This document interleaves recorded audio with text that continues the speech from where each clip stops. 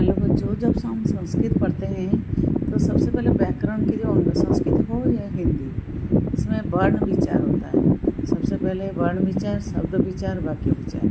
इसको हम अगर बोले में व्याकरण के अंग लिखते हैं, देखो सबसे पहले वर्ण विचार, वर्ण और का स्वर व्यंजन, शब्द विचार, शब्द बनेंगे जो वर्णों को जोड़कर, उसके बाद शब्दों को जोड़कर वाक्य, तो वाक्य विचार।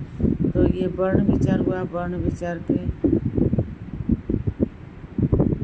अंतर्गत वर्ण और इनके आकार, उनका उच्चारण, स्थान आदि के विषय में विचार किया जाता है।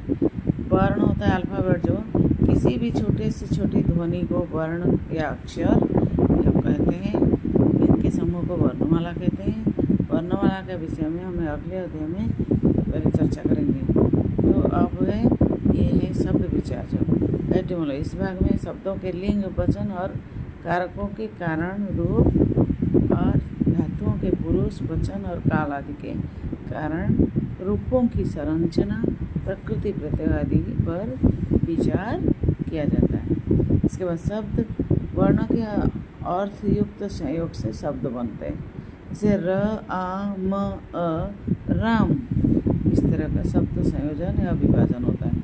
वाक्य विचार में सिंटेक्स जो होता है, इस भाग में संज्ञा, सर्वनाम, धातु, शब्दों के द्वारा वाक्यों की रचना, शब्दों के विशेष प्रयोग तथा पत्र एवं निबंध आदि की रचना का विस्तार से वर्णन किया जाता है। और वाक्य होता है सेंटेंस, सार्थक शब्दों का व्यवस्थित समूह जिसमें उपेक्षित अर्थ प्रकट हो, वाक्य कहते हैं। ये है।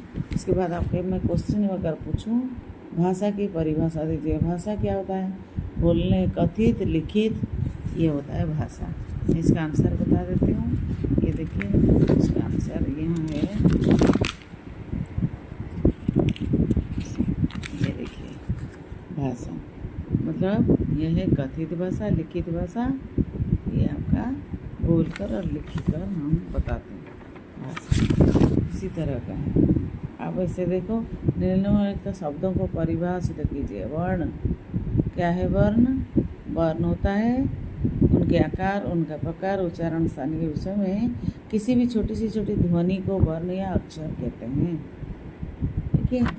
और शब्द किसे कहते हैं, वाक्य किसे कहते हैं, ये सब आपका क्वेश्चन। अब आपका उसमें आप रिवीजन करके इसके क्वेश्चन का आंसर लिख सकते हैं। जैसे कथित भाषा में डैश का प्रयोग होता है, कथित भाषा में क्या भाषा का प्रयोग होता है।